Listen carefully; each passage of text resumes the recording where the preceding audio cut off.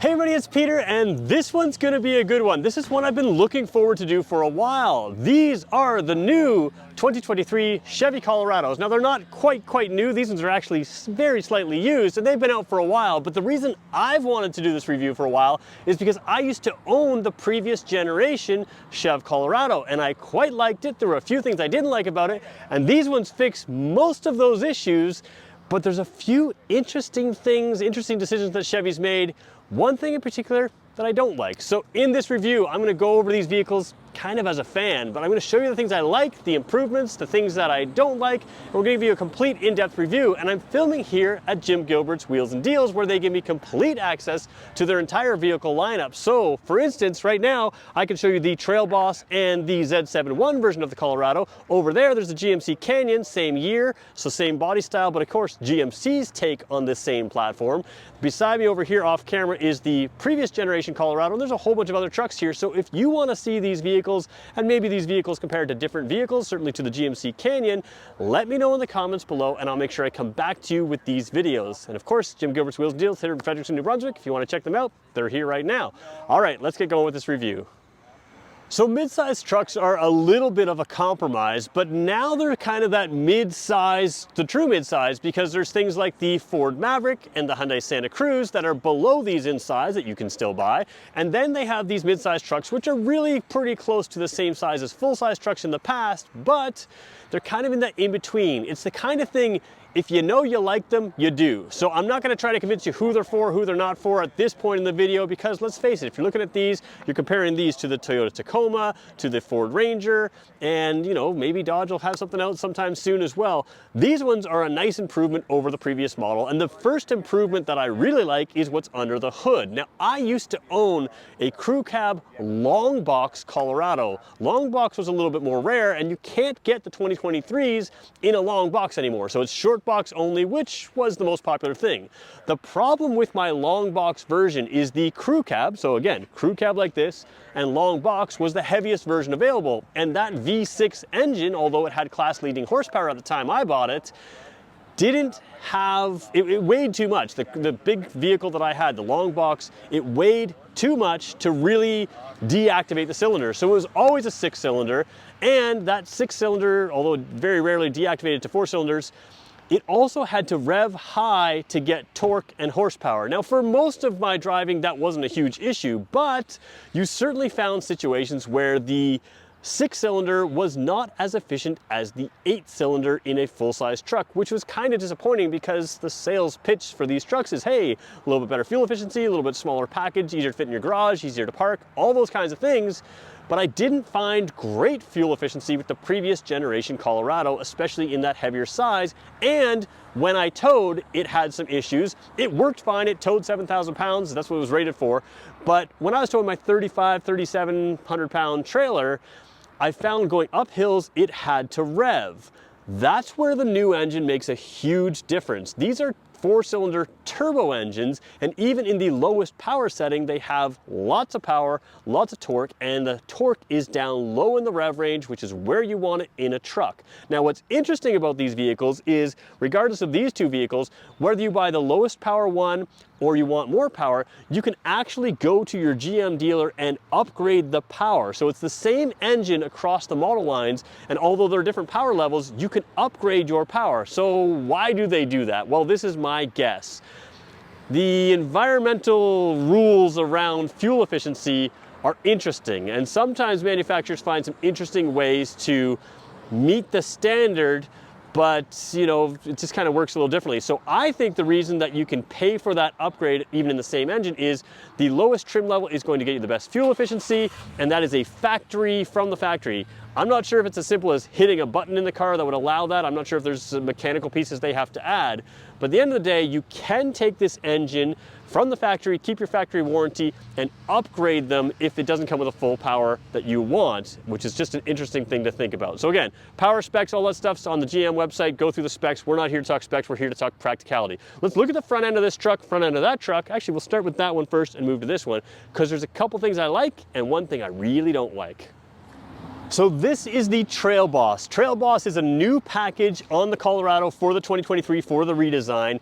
And you know, there's a lot of things out there. I'm gonna try to give you some information that other people aren't telling you. What's confusing about the Trail Boss is that's the Z71. The Z71 used to be kind of their off-road package.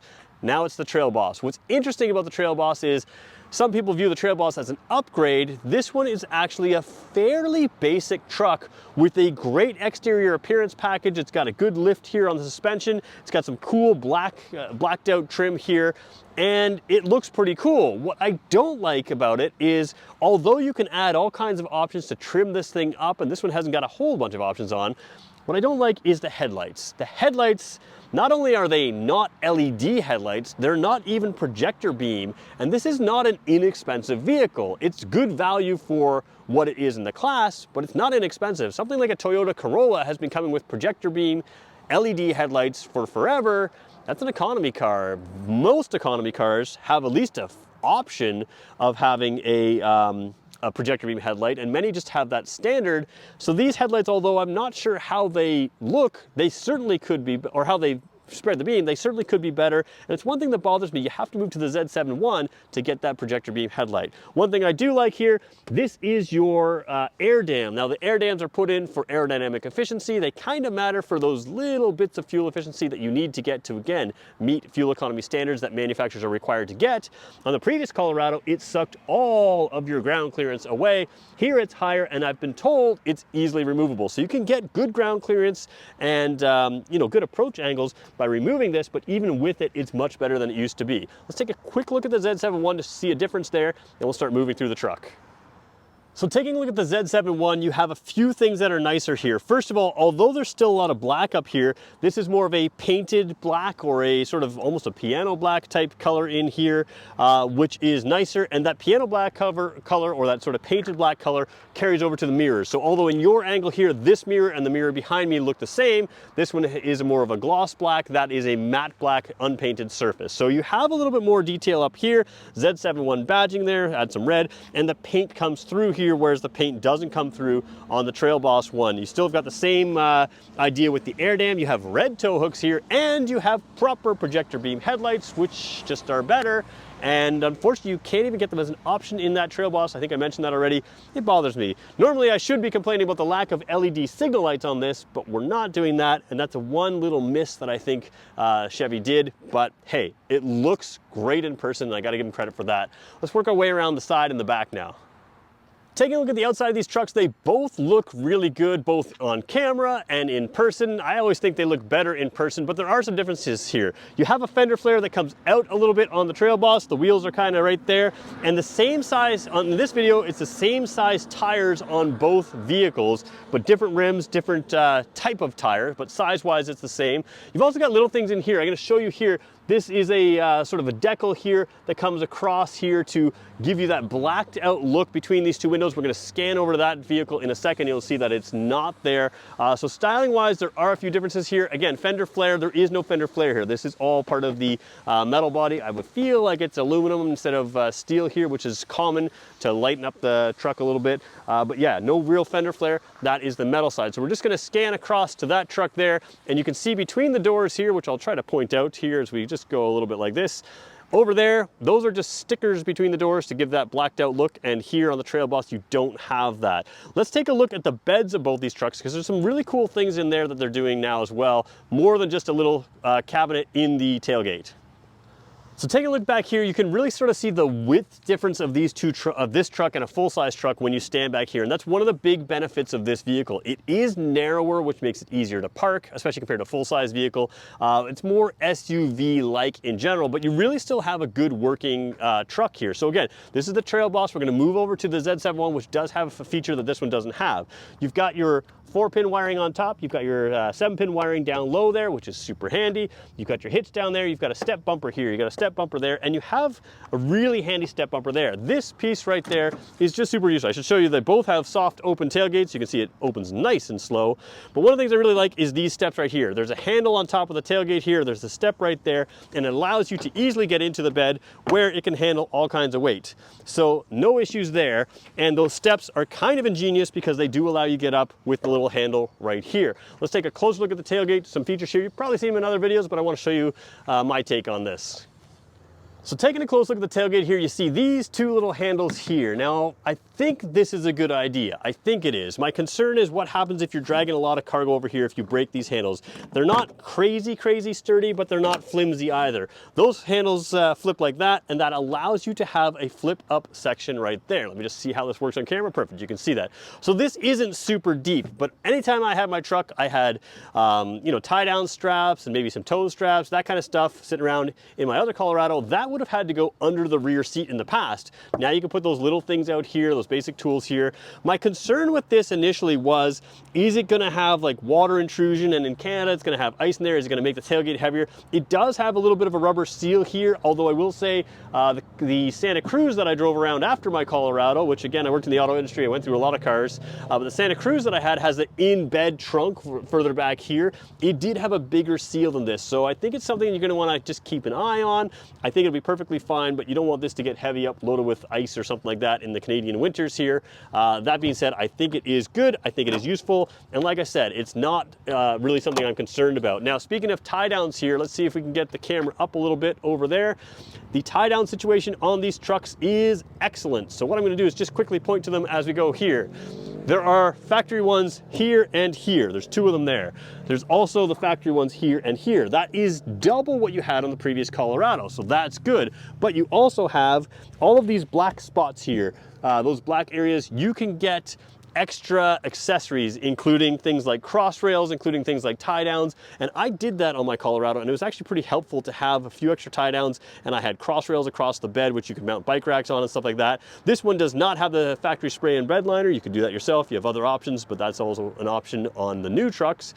Easy to do aftermarket as well. So good size bed and a nice deep bed, which some people complain about because it might be harder to reach in over the outside. I never really had that issue. I liked a little bit of a deeper bed. If you put a tonneau cover on there, you've got deep enough bed.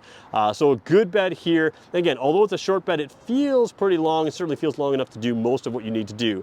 This little black spot right there, that is nothing on this vehicle. Let's go show you what it is, the difference on the Z71.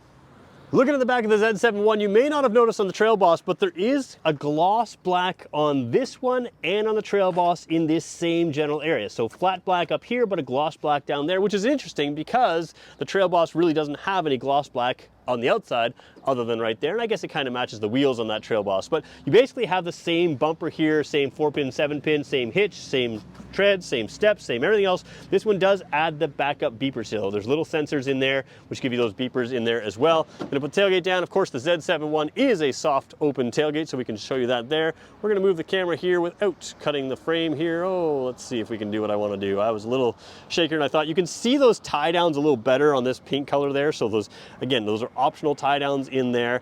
And then you have this plug here. Let's zoom into that. You have this plug here and you have one in the back. Now this one is labeled, it is 120 volts and it is a maximum 400 watts. So 400 watt is kind of good for a typical thing. Again, it's running off your battery. So this isn't like Ford's power system on their, you know, their full-size trucks, especially the hybrid truck, but it does give you enough power. It matches what Toyota is doing in their Tacoma currently, and it does give you a proper plug there. Now there is a plug in the rear seat on the Z71. The Z71 does not label like this one is the power rating. So I'm not sure if it's less power on the inside of the vehicle than the outside of the vehicle. That'll be something we'd have to look into. All right, let's go wide angle for a second here. We'll take a look, and you do have an opening window right there, and you have the bed lights up there as well. Let's move into the vehicle because I really want to see rear seat space, and then I want to compare the dash of two. There's something I like in these and something I really don't like. Let's get to that in a second. All right, let's start by going in the back seat here. You can see on the Trail Boss, you still have the tinted rear window, so you've got that pre-tinted for you. Body color door handles over here, you've got paint on the Z71, so just another little difference there. And again, the Trail Boss, although a great look on the outside, is much more base truck than the Z71, and that shows a little bit here. So underfloor or under seat storage, let me see if I can do this while I'm holding the camera. Oh boy, this is not good camera work. Oh boy. You know what, forgive me for that camera work, but you do have a little bit of under seat storage there. there. The reason I had difficulties, I had to pull that lever there. I thought I could do without, I forgot about that. Anyways, that pops down. It's the same thing in both trucks there. Cloth seats here. One thing I would have liked to see is an armrest. You don't have an armrest here, and I believe the Z71 doesn't have an armrest either. This one, no pockets over here, no pockets over there. We'll show you the Z71. It is different in that model, and you have vents here, but no USB ports and no other plug. Again, you'll see the difference in the Z71. Over here, you've got the cell phone holder for the cup holders. That would be your rear seat cup holders. You also have a little bit of a bottle holder in the doors. Now this model, again, more base model, this is a rubbery but firm rubbery armrest here. You're going to see a difference in the Z71 as well. So let's just take a look at the Z71, and I'll show you what it looks like with me inside the Z71, because from a size perspective, they're identical. Let's go over to the Z71 right now, and you can see you've got body color door handles there, the same underfloor storage there, but you've got a different seat pattern here. So red stitching with a vinyl-ish, it's not really leather-like, but cloth leather kind of mix there, which is fine. It looks good. And again, no armrest here, so I was correct. There is no armrest here, which I believe the previous, in fact, I know the previous Z71 Colorado did have, because mine did have it. Now, no pocket on this side, really no excuse for that. You do have a pocket on the right side. Again, this was brought in with a pocket on the right side, not the left side, because the driver would have a map book, MAP, not like Apple's computer, map book, and the driver could reach the map book. We don't have that because we've got some great features in the Z71, but still do the pocket on just one side. So down here you do gain a single USB-C, a single USB-A, and again, this is that regular household style plug down at the bottom there, but there's no label on that showing you if this one has as much power as the outside one. I suspect the outside one actually is a little bit more powerful, but I could be wrong about that. Over here on the armrest here, you do have a little bit of an improvement here in the soft touchness of the armrests, and that goes front and rear. So we're gonna head inside the Z71 now. Let me just show you the keys on both these vehicles. Actually, we'll go inside both, start with the Trail Boss, and we'll move to the Z71. All right, if you are an American, I just realized I've been saying Z71 the entire time. I film in Canada. These trucks are Canadian trucks, and we call it Z71 here. Many times when I say Z, Americans get upset with me. Please don't get upset with me. This is just what it's called here. If you'd like to call it Z71, that's cool. Just remember, when you leave your spot in the comments, someone else can comment back with this timestamp and show you that that's why I'm saying Z and not Z. All right, back to the trucks. All right, take a look at the keys for these trucks. There is a difference here. You see lock and unlock on top of both, but you see a panic button and a remote start on the Z71. You just see the panic button on the Trail Boss. Again, Trail Boss is essentially a lower trim. It's a price point trim with great style on the outside. And again, you can option it up a little bit, but you can't option it up with everything, like for instance, the headlights. Let's jump into the Z71, because even though this is a bit, you know, let's call it what it is. It's a bit of a price point thing. It's got some nice features. So this one has the powered seats with the powered lumbar. That's excellent. This one has a really cool dash, which I'm going to show you in a second. But let me just show you one thing. Oh, I should point out as well, this one has a trailer tow package. So you do have the trailer brake controller in both of these vehicles. So we'll talk about that in the Z, actually we may not talk about that in the Z71, but it does have that. Now check this out. This is immersive when you come in here. We'll go full wide angle. It's hard to explain that this is just impressive. Those graphics there, they come bright, and the screen sizes on the both sides look massive, even though these aren't really massive screens. So really impressive graphic there. We're gonna start the vehicle up completely, and you've got this good dash, which you can cycle through. So again, as a price point style vehicle, they're doing really, really well here. This is a good thing. So over here, again, we're gonna go through this a little bit quickly. No, stay in demo mode. All right. All right, so over here, you've got some pretty cool stuff, including this thing right there, say play the news or something like that. So what this has is, and I apologize if you have a Google speaker or something like that in your house, I'm going to mess with it right now, but check this out. Hey Google, what time is it right now? 10:40 a.m.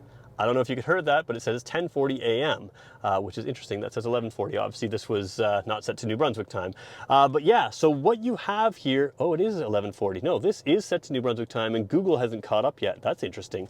All right, so it's definitely 11:40. All right, so that is cool because you have the Google Assistant just like you would in your house built into the truck. That's not paired to my phone or anything else. And in fact, I can show you. If you go to phone here, it's just nothing's on here. To make a call, pair a phone. There is no phone paired right here. So that's kind of a cool system. Volvo's been doing that. GM's brought this in.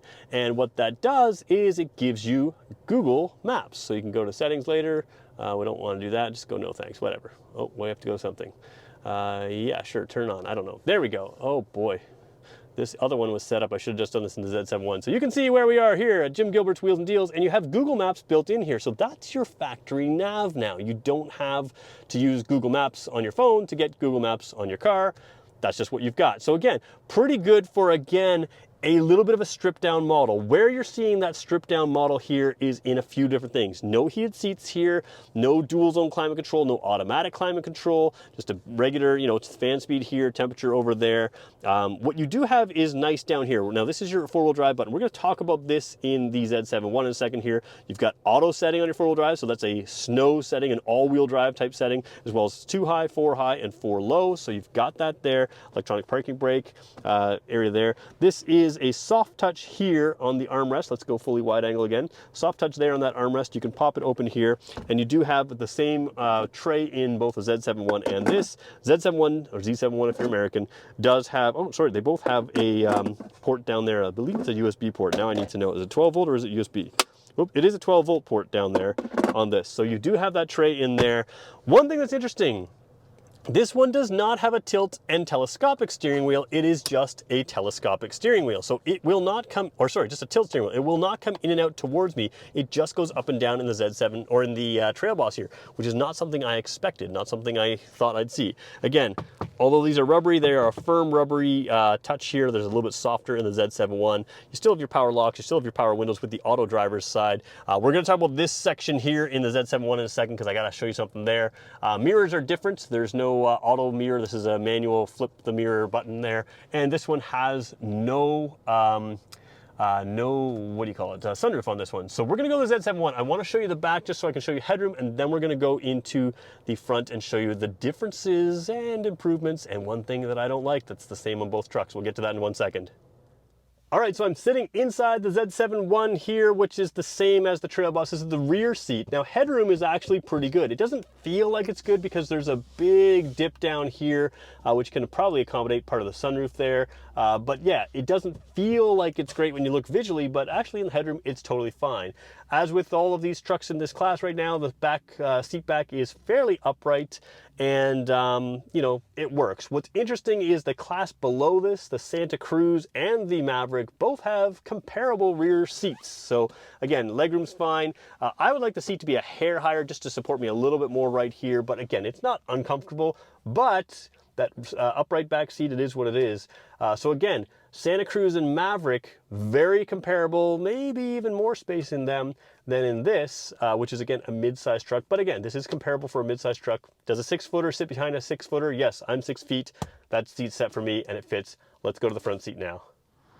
All right, jumping in the front seat, couple little differences here. As you approach this, you've got those body color door handles, a chrome style button to let yourself in. This one does have the blind spot warning in the mirror here. You don't get that on the Trail Boss. This one happens to have the black Colorado. The other one has a chromed Colorado, which I would have thought would be switched. So it's just kind of interesting. Same real seats here as far as options there. And you've got the, sort of like I said, same as the rear seats there, but this is different than the Trail Boss. All right, let's talk about here. We've got the trailer brake controller, which we talked about. Now, one thing that drove me nuts on my Colorado before is you had a dial here and a dial there, which were for your all-wheel drive system, your 4x4 system, and your headlights. This one solved that problem, but they screwed it up. And it was one of the dumbest things. You had identical knob for your four-wheel drive and your headlight system, and it was slightly hidden behind the wheel from the driver. So it was one of those things that I knew they were going to improve on this vehicle, and they changed it, but I'm not sure they improved it. So let's jump in here and show you what's different about the headlight switch, because again, GM knew this was an issue, but what they did, I'm not sure solved the problem. Let's start the vehicle up. I actually had to Google where to turn the headlight switch on and off on this vehicle. I review vehicles for a living, and I had to Google how to turn the headlights on and off. That's not a good thing. And the reason it's not a good thing is you might be thinking, hey, headlights are automatic now. They're not that big a deal. You know what, I'm gonna we'll turn this off. It's getting real loud with the fans there. But you might think, hey, it's not a big deal to turn the headlights on and off, but here's the problem. The headlights right here are in this system over here. So you have to go to the vehicle over here, slight delay, you go to lights over here, and then you can adjust your fog lights, your headlights, auto, and that kind of thing. The reason this is an issue is many technicians, many shops are trained to turn your headlights off when you go in. So this will reset to auto next startup. That's a good system, right? But if they hand over the vehicle to you and they've had the headlights off, you could have someone turn off your headlights and maybe they're not in the auto setting. So again, they've solved it by doing exactly what I just showed you. You know, hit the off button, it will turn on the next startup, right? But it's just an issue that I have. You shouldn't have to Google how to turn your headlights on. So again, they're defaulted to on. I just don't like it. You don't really know for sure, you know, without a switch there. And again, it is what it is. People are using touchscreens for everything now, but I don't think they fixed it. They just made it different. Over here, you still got the same Google system there. I didn't show you the backup camera. It's the same on both, but it's very, very good. GM has among the best backup cameras. And of course, you can have extra options here. You can add a trailer. So if you get a camping trailer with a camera on the back, you can add that to these systems. Excellent there. We're gonna turn that automatic climate control on here. It really gets ripping here when it turns on. So we're gonna let it kind of cool. Actually, we'll just turn it up a little bit there so it doesn't go so loud. But you can see it's a dual zone automatic climate control. So 26 over there, 26 over here. Dual zone is good. You didn't have a dual zone climate system in the previous Colorado. My Colorado didn't have a wireless charger. This one does. I'm pretty sure your Android Auto and Apple CarPlay are now wireless. Somebody correct me if I'm wrong, but I'm pretty sure that's the way it is. You do have rump roasters over here. Heated seats, 3 levels of seat heating in there, automatic climate control. So this is really what you would expect in a vehicle of this class. You've got the auto windows down, you've got the sort of lane keeping type system. You've got an auxiliary button there, which you can set up as well. This turns off. The vehicle is capable of turning itself off at a stoplight and instantly restarting. You can turn that feature off right there. Over in the dash here, you've got a few extra options over here as well. And let's just cycle through the dash just to show you where am I over here. There we go. Looking at the wrong button here. One thing I don't love, there is a delay in the switch here. So I'm going to press the switch right now and the dash changes. The very first time I pressed it, it seems like there's more of a delay. So it's not terrible, but there is a little bit of a delay. Oops, you can see that was the delay there. So it depends on the screen it's bringing up. You know, with pitch and roll, that kind of thing. So you've got good information in here, very clear screens. I really quite like it. And again, that whole idea of Google Maps right over here is a pretty good system. And of course, you can log into your Google account, I'm pretty sure, which means that you could look something up on your phone or your computer in your office or your home, and it could show up over here. Overall, let's talk. Is this good? Is it bad? I have my thoughts, and let's talk about them right now. So is this good? Is it bad? Well, let's just be really clear. I've been critical of a few pieces, like the headlights, but these vehicles are a massive leap from the Colorado that I used to own, which was the previous generation Colorado. These are very good vehicles. They look good, they drive nicely. The only thing I really don't like is, like I said, you can't get the headlights I think you should get over here, and the switches for the headlights, kind of dumb.